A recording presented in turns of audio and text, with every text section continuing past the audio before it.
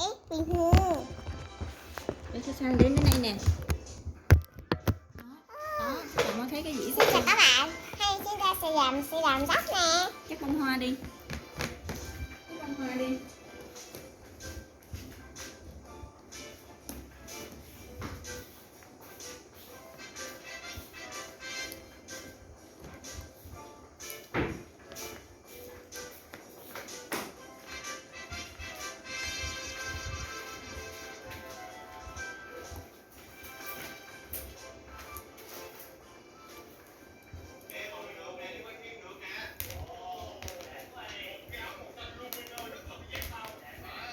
Cái xanh nè.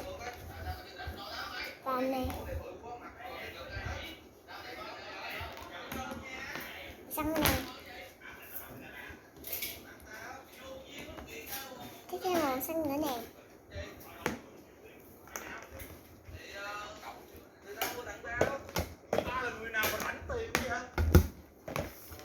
Tiếng nè. Mua tặng tao. Mua hồng nè. Tụi bay làm gì tụi bay trợn mắt lên, ý tụi bay là Ok nghi ngờ nè. vậy hả?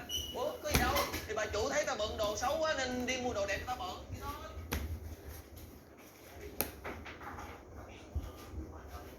Màu đỏ nữa.